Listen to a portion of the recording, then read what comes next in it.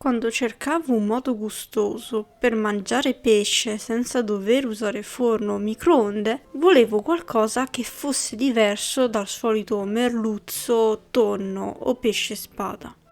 Ho perfezionato questa tecnica nel corso degli anni, sperimentando e imparando dai miei errori.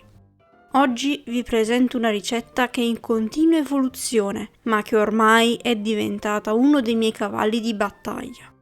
Ora, tirate fuori la rete, è ora di prendere un bel pesciolone. Mi serve la rete per i pescioloni! Cosa ci serve? Un filetto di pesce con pelle, che può essere branzino, salmone, orata o anche sgombro, della carta forno e condimenti a piacere come sale e limone. Iniziamo ad accendere la griglia o la padella, ma preferisco la griglia per la sua grandezza. Mentre la griglia si scalda, prepariamo il pesce. Prendete un piatto e posizionate il filetto di pesce in verticale. Tagliate un foglio di carta forno che sia circa il doppio della larghezza del filetto. Questo serve a creare una sorta di cartoccio per il pesce.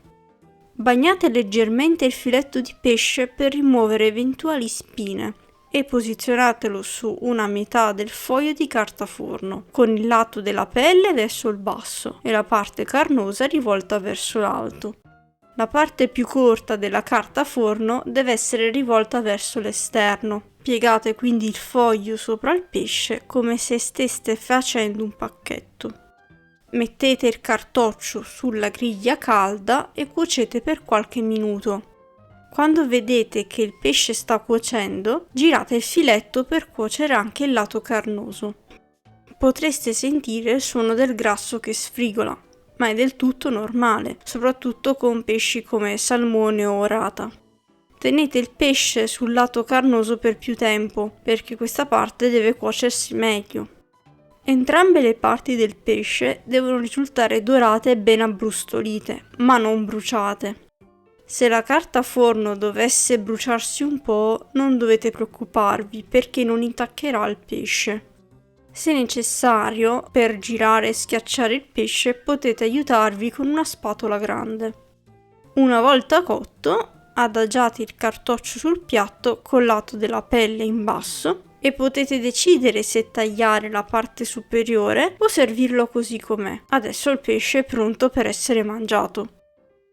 Potete condire a piacere. A me piace aggiungere un pizzico di sale e qualche goccia di limone per esaltare il sapore, ma è buono anche così com'è. Dopo aver mangiato, come consuetudine su questo canale, si lava ovviamente. Ricordatevi di lavare la griglia. Anche se la carta forno aiuta a non sporcare, bisogna sempre darle una lavata. Questo metodo di cottura può emanare odori molto forti, quindi vi consiglio di mettere la cappa al massimo o ancora meglio di spalancare le finestre. Nel caso in cui abbiate più filetti da cucinare, vi consiglio di preparare un cartoccio per ogni filetto, in modo tale da gestirli al meglio sulla griglia.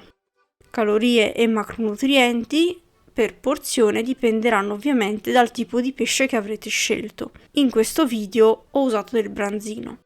Vi auguro un buon appetito e ci vediamo nel prossimo video.